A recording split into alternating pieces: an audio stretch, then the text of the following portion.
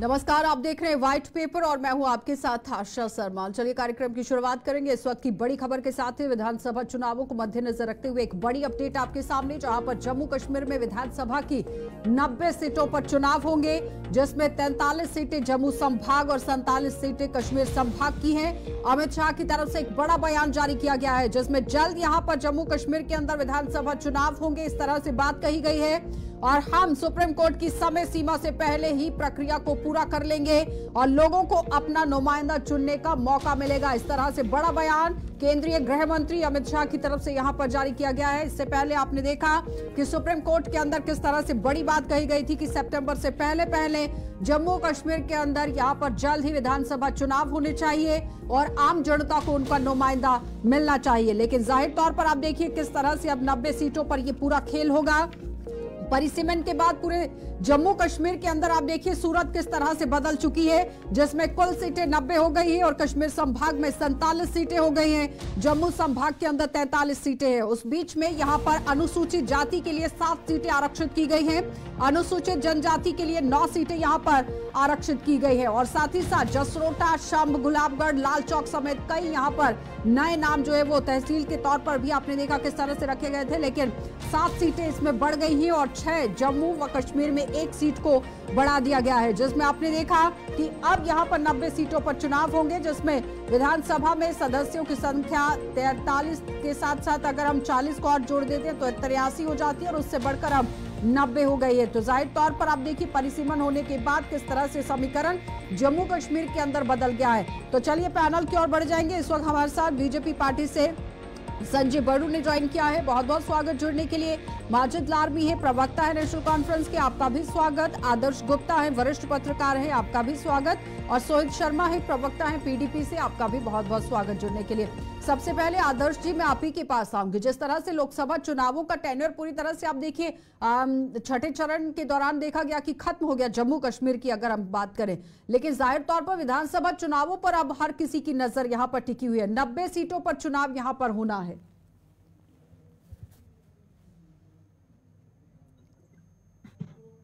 आदर्श जी,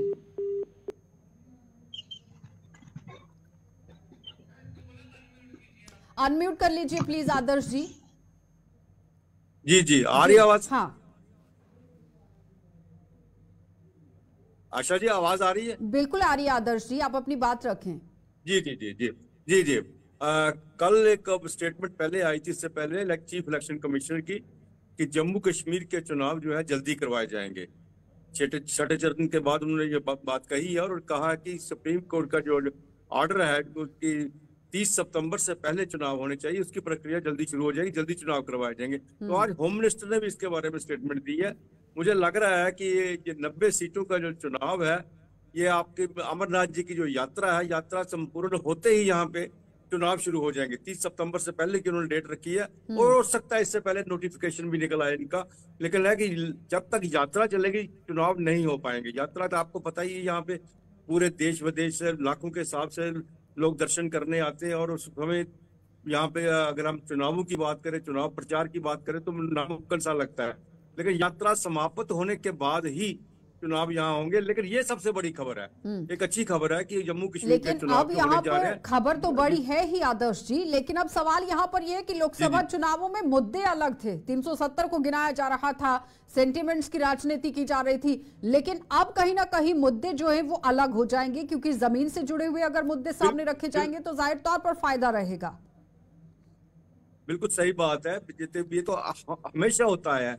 हर चुनावों के मुद्दे अलग होते हैं। जब पार्लियामेंट के चुनाव होते हैं उसके मुद्दे अलग होते हैं, असेंबली के चुनाव होते हैं उसके मुद्दे अलग होते हैं, अगर कॉर्पोरेशन के चुनाव होते हैं, पंचायत के होते हैं, उनके मुद्दे अलग होते हैं। इस वक्त जो पार्लियामेंट के चुनाव है, सबको पता है वहाँ एक सरकार बनानी है, हमने मेंबर पार्लियामेंट चुन के भेजना है। लेकिन जब असेंबली की बात आती है तो असेंबली को उनको अपना नुमाइंदा वो चाहिए जो सरकार यहाँ बना सके, जिसके पास इजी अप्रोच हो, जिसको मिल सके, जिससे अपने काम करवा सके। जाहिर है मुद्दे तो हर इलेक्शंस के अलग अलग होंगे, लेकिन मैंने जैसे पहले कहा।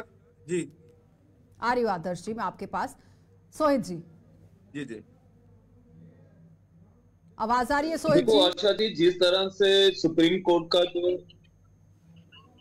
सुप्रीम कोर्ट का जो ऑर्डर आया था जिसमें उन्होंने स्पेशली जम्मू कश्मीर के लिए 30 सितंबर तक इलेक्शन करवाने के लिए निर्वाचन आयोग को कहा था।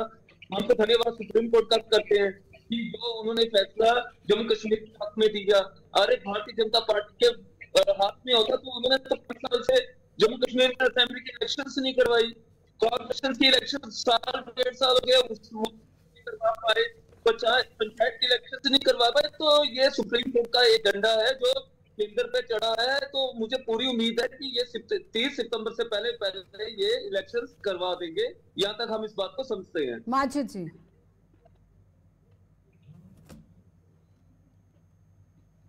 यही कहूँगा कि ये तो पहले ही करना चाहिए था। अभी 10 साल लगभग हो गए हैं, कोई यहाँ पे असेंबली का इलेक्शन नहीं हुआ।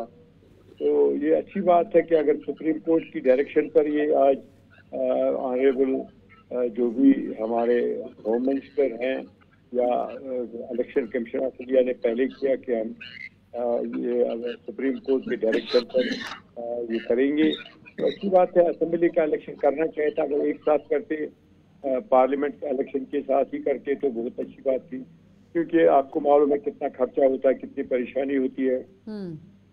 तो हम उम्मीद करते हैं कि जो आज होम मिनिस्टर का भी बयान आया कि ये हम इसके बाद ही हम शुरुआत करेंगे जो डायरेक्शन है सुप्रीम कोर्ट की, तो अच्छी बात है। हम वेलकम करते हैं इस चीज का कि कम से कम ये तो सुप्रीम कोर्ट की डायरेक्शन पर ही सही ये वादा तो पूरा करते हैं, तो अच्छी बात है। संजय जी जवाब दीजिए। वो कह रहे हैं कि सुप्रीम कोर्ट की डायरेक्शन ही सही, कई वादा तो पूरा करेंगे। ये पहले होना चाहिए था लेकिन अभी भी देरी हुई है। चलिए, देर आए दुरुस्त आए। संजय जी, आदर्श जी, जिस तरह से मुद्दों को लेकर ही बात हो रही है, अब जम्मू कश्मीर के अंदर रीजनल पार्टीज के पास मुद्दे किस तरह के रहेंगे? क्योंकि विकास का बड़ा दावा तो सरकार भी करती है। दावा सरकार करती है और विकास इनके भी देखे जाएंगे। जब इनका टेन्योर रहा उनके विकास देखे जाएंगे। लेकिन सबसे बड़ी बात है कि रीजनल पार्टी को अपने आप को जिंदा रखना है। यहाँ पे जिस तरह से लोकसभा चुनावों में आपके सामने आया, महबूबा मुफ्ती गठबंधन के साथ नहीं गई। गठबंधन के साथ इसलिए नहीं गई कि उनको पता, मैंने पहले सुबह के प्रोग्राम में यही बात कही थी कि एक प्रयोगशाला बना रखी है जम्मू कश्मीर को। ये लोकसभा के चुनाव जो है प्रयोगशाला में प्रयोग हो रहा है, क्योंकि 1 सीट या 2 सीट से कोई फर्क पड़ने वाला नहीं है जम्मू कश्मीर की वहां की हुकूमत बनाने में या कश्मीर की किसी पार्टी से सीट छीनने से। ये तो सब देख रहे हैं कि आने वाले चुनावों में असेंबली में हम किस कदर बैठ सकते हैं, कहाँ टिक सकते हैं। महबूबा मुफ्ती गठबंधन के में खड़े होकर भी गठबंधन के विरुद्ध चुनाव लड़ रही है, एनसी गठबंधन के विरुद्ध चुनाव लड़ रहे हैं, आपस में लड़ रहे हैं, क्योंकि अपनी जमीन जो है वो खोना नहीं चाहते। पिछले 10 सालों से इन्होंने अपनी जमीन खो दी है रीजनल पार्टीज ने, और रीजनल पार्टी जो है फिर एक बार वापस आना चाहती है और इसीलिए अपने साथियों के साथ ही लड़ाई कर रही है। उन्हीं साथ मिलकर इलेक्शन नहीं लड़ा। सोहेल जी जवाब दीजिएगा। अपनी जमीन मजबूत करने की कोशिश हुई है लोकसभा चुनावों में, इसलिए पीएजीडी का भी पार्ट आप देखिए किस तरह से नहीं ही रहा है। बड़ा दावा तो जरूर कहा गया लेकिन कहीं जमीन पर दिख नहीं रहा था। और उसके बाद लोकसभा चुनावों के अंदर भी आपने देखा कि इंडिया गठबंधन की बातें सामने आई, लेकिन गठबंधन कहीं दिख नहीं रहा था। गठबंधन धर्म निभा ही नहीं पाए, ये सब कहीं भी नहीं निभा पाए, ये ना जम्मू में निभा पाए। जम्मू में जिस तरह से इन्होंने चुनाव प्रचार किया। हाँ जी सोहेल जी, छोटा सा जवाब दीजिएगा इस पर, उसके बाद संजय जी मैं आपके पास आ रही हूँ। देखो आशा जी, मैं तो आदर्श जी की बात थोड़ी समझ पाया क्योंकि नेटवर्क की प्रॉब्लम के कारण बात क्लियर आ रही है। यहाँ तक ये समझ पाया हूँ कि रीजनल पार्टी ऐसी पार्टी है जो उठा सकती है। और यहाँ तक गठबंधन की बात, हमारी कोशिश रही लास्ट मोमेंट तक की गठबंधन बना रहे थे, लेकिन वो अब डिपेंड करता है कि कोई पार्टी अपने तरीके से चलना चाहती है, लेकिन हमारी कोशिश साथ लेकर चले। जहाँ तक बात रही है भारत के संविधान को, तो उसके लिए हम सब इकट्ठे हैं और जहाँ तक जरूरत पड़ी तो आने वाले समय में हम सब इंडिया गठबंधन। संजय जी वो कह रहे हैं कि जहाँ पर जरूरत पड़ेगी हम सब इकट्ठे हैं। देखिए, मैं तो इतना ही कहूंगा कि जहां तक सबसे पहले तो मैं एक बात क्लियर करना चाहता हूं भारतीय जनता पार्टी की तरफ से कि हमारे प्रधानमंत्री जी ने लोकसभा के पटल पर ये बात रखी थी कि जम्मू कश्मीर में धारा 370 और 35 से हटने के बाद उन्होंने कहा था कि जल्द से जल्द जहां चुनाव भी होंगे और उसके बाद जो है रियासत का भी जो स्टेटस है जम्मू कश्मीर का वो बहाल किया जाएगा। लेकिन हम सब जानते हैं, हम सब पढ़े लिखे लोग हैं, समझदार लोग हैं, बात को इधर उधर की बात नहीं करनी चाहिए, क्योंकि बहुत सारे लोग सुप्रीम कोर्ट में चले गए थे धारा 370 और 35 को लेकर। तो इसीलिए पहले तो डिलिमिटेशन के प्रोसेस की वजह से थोड़ा डिले रहा, चुनाव नहीं हो पाए, लेकिन बाद में हमारी सरकार चुनाव कराने के लिए बिल्कुल तैयार थी और हमारी पार्टी ने बार बार कहा है कि हम तैयार हैं और इलेक्शन कमीशन को चुनाव कभी भी कराने चाहिए। लेकिन क्योंकि मामला सब जुडियस था, जब सुप्रीम कोर्ट का वर्डिक्ट आया है और सुप्रीम कोर्ट ने एक समय सीमा तय की है, तो आपने देखा होगा अभी चुनाव में हमारे उधमपुर की रैली में माननीय प्रधानमंत्री मोदी जी ने बड़ी स्पष्टता के साथ कहा था कि जो जम्मू कश्मीर के चुनाव हैं जल्दी कराए जाएंगे। और उसके बाद अमित शाह जी भी जम्मू आए तो जम्मू की रैली में उन्होंने बिल्कुल एकदम क्लियर कहा था कि जो समय सीमा हमें मतलब कि समय सीमा के रहते रहते ही चुनाव जो है वो करा दिए जाएंगे। माजिद जी, अगर हम पिछले चुनावों की बात करते हैं, एक मैं एक छोटी सी बात और क्या जोड़ना चाहता हूँ, जो भी बात आई PAGD की, तो ये जो जितनी भी पार्टियां हैं, ये परिवार की पार्टियां जो अपने अपने परिवार को और अपने अपने भ्रष्टाचार को छुपाने और परिवार को सत्ता में रखने के लिए सब एकजुट होकर चुनाव लड़ते हैं। आप देखेंगे जम्मू कश्मीर में अभी हाल ही में जो चुनाव हुए हैं, उमर अब्दुल्ला जो है वो भी हारेंगे और महबूबा मुफ्ती जी भी हारेंगी। और ये कश्मीर और खाप की विशेष रूप से जो जुआ कश्मीर के अंदर अब 90 सीटों पर चुनाव होगा। बताते चले कि यहाँ पर पिछले चुनावों में 28 सीटें PDP और 25 सीटें बीजेपी ने जोड़ी थी और साथ ही साथ आप देखिए किस तरह से जीतकर अपनी सरकार बनाई थी। लेकिन महबूबा मुफ्ती ने कहा था कि गुड गवर्नेंस के लिए यहाँ पर हाथ जो है वो मिलाया जा रहा है बीजेपी के साथ। कई तरह के सवाल उठे, लेकिन माजिद जी सवाल यहाँ पर यह भी है कि उमर अब्दुल्ला जब यहाँ पर अपनी सीट पर लड़े तो सिर्फ और सिर्फ 910 वोटों के अंतर से ही महज जीत जो है वो हासिल की थी। लेकिन आज के विधानसभा चुनावों की अगर हम बात करते हैं तो नेशनल कॉन्फ्रेंस पार्टी के भी कई कदावर नेता पार्टी को छोड़ चुके हैं, पार्टी से किनारा कर चुके हैं। PDP पार्टी पूरी तरह से आप देखिए बिखरी पड़ी है इस वक्त, क्योंकि जितने भी सीनियर लीडर्स थे वो सब पार्टी के अंदर से निकल चुके हैं।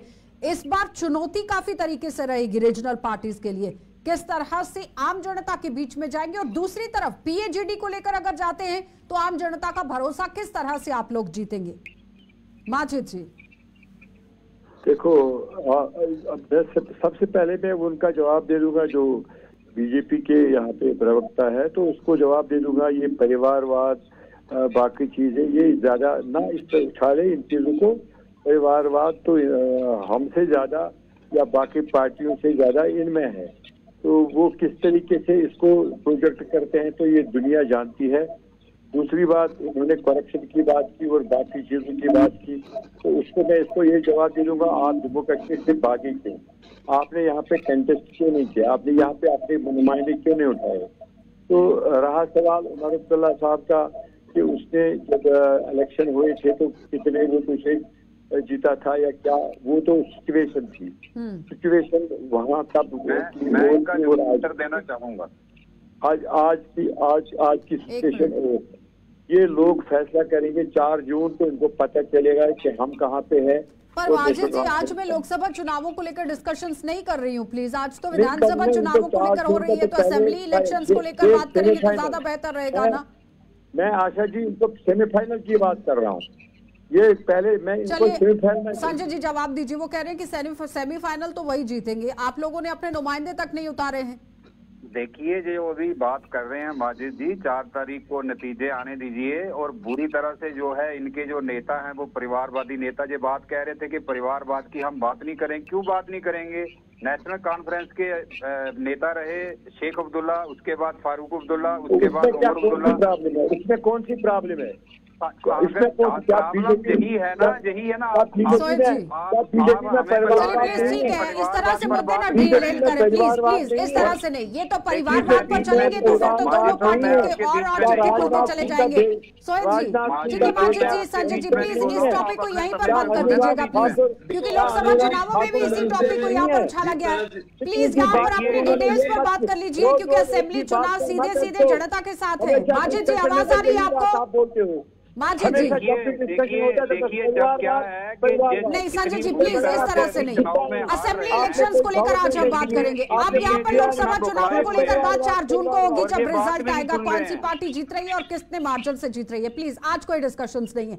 सोहित जी हाँ देखिए 1 मिनट, जो मुझे आपने पूछा था और ये नहीं संजय जी मैं आ रही हूँ आपके पास जवाब के लिए, टू द पॉइंट आंसर दीजिएगा प्लीज, इस तरह से नहीं, कहानी नहीं, बिल्कुल कम समय रहता है डिबेट का आगे ही। सोहित जी में सीधी बात ये है कि जम्मू कश्मीर में धारा 370 और 35 से हटने के बाद जम्मू कश्मीर के युवाओं को ये बहकाते रहे हैं धारा 370 के नाम पे, तो आज कश्मीर में जिस तरह की शांति है और जिस तरह की पोलिंग हुई है, ये तमाचा है इन दोनों पार्टियों के मुंह पर, जो कहते थे कश्मीर में भारत का झंडा उठाने वाला कोई नहीं रहेगा। लोगों में है उसका जवाब है।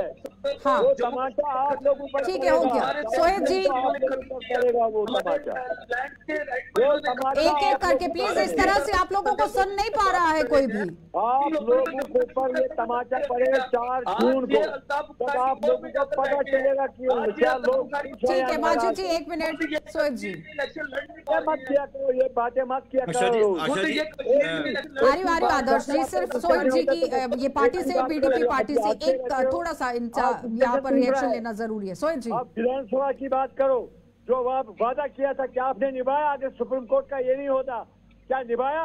चलिए माजिद जी हो गया। बिल्कुल हमने निभाए हैं, हमने जो वादे किए, हमने कहा था धारा 370 35 से हटाएंगे, हमने हटाया है।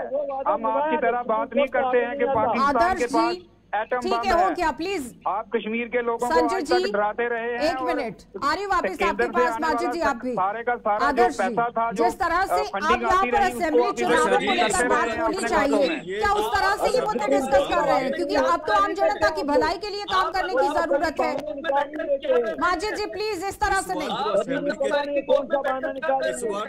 ये तीनों की आवाज को डाउन कर दीजिएगा प्लीज। आदर्श जी बोल रहे हैं, उन्हें सुन लेते हैं। आदर्श जी इस बार असेंबली के चुनाव बिल्कुल डिफरेंट हो गए। जो परिवारवाद या दूसरा या तीसरा सब बातें जो है सिर्फ इनके डिस्कशन के लिए रह जाएंगी। हाँ। क्योंकि जो पार्लियामेंट का चुनाव हुआ है, हालांकि भारतीय जनता पार्टी ने सिर्फ जम्मू की 2 सीटों पर अपने कैंडिडेट उतारे हैं, लेकिन 90 सीटों पर भारतीय जनता, अमित शाह जी जब श्रीनगर में आए थे पिछले दिन, उन्होंने तब भी ये बात कही कि 90 सीटों पर चुनाव लड़ने जा रहे हैं। और इस वक्त सबसे बड़ी बात है, परिवारवाद को ना लोगों ने देखना है ना किसी और चीज को देखना है, इस पर देखना है जहाँ पर स्थिर सरकार कौन बना सकता है, कौन जो है केंद्र से ज्यादा स्कीम और डेवलपमेंट्स के लिए यहाँ पे ला सकता है ये चीजें, और जो एम्प्लॉयमेंट जहाँ पे क्रिएट कर सकता है, बच्चों का जो भविष्य बना सकता है, इन चीजों को सामने आएगी। ये चीजें अब बीते दिनों की बात होती है। आप देखोगे कि चुनावों के नतीजे आने के बाद जम्मू कश्मीर की राजनीति में बिल्कुल फर्क आ जाएगा, डिफरेंट राजनीति हो जाएगी, ये चीजें खत्म हो जाएंगी सब, क्योंकि अब हालात वो नहीं रहे हैं।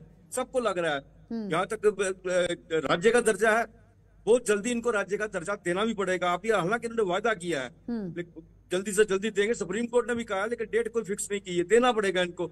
चुनाव डिफरेंट होंगे, ये बात बहुत बड़ी बात है। कोई परिवारवाद नहीं चलेगा, कोई दूसरी चीज चले। अगर परिवारवाद चलता है, अब आने वाले दिनों में ये पोजीशन होगी कि आपके प्रॉक्सी वोट नहीं चलेंगे, वोटिंग नहीं होगी, वहाँ आपकी बाईकाट के काल पे वोटिंग नहीं होगी, वहां तो लोग निकल रहे हैं सामने। जब लोग आपके परिवार को वोट दे देंगे, परिवारवाद कहाँ रह गया? और जमाना चला गया। हाँ। जब आप कुछ % परिवारवाद के लोग परिवारवाद वो कह रहे हैं कि लोग अब यहाँ पर बाइकआउट नहीं करेंगे, घर से बाहर निकलेंगे, वोट डालेंगे, और इस बार की परिस्थितियां पूरी तरह से बदली होंगी। सोहित जी क्या कह रहे हैं अर्शद जी? आदर्श जी कह रहे हैं कि इस बार की परिस्थितियां पूरी तरह से बदली होंगी, परिवारवाद की राजनीति अब नहीं चलेगी, लोग घरों से बाहर निकल रहे हैं।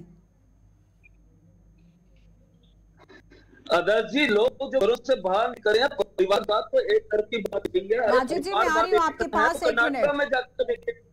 माजिद जी देखना है तो कर्नाटक में जाकर जो हालात हैं, आप यहाँ पे जो हालात है, मेरी बात को नहीं समझे, आप मेरी बात को नहीं समझे। अभी परिवारवाद का जो नारा है वो खत्म हो जाएगा। परिवारवाद में अगर लोग वोट देते हैं तो जीत के जाएगा। पहले जाके 1% 2% वोट चलते थे, उस वोटिंग में परिवार का कोई भी खड़ा कर दो जीत जाएगा।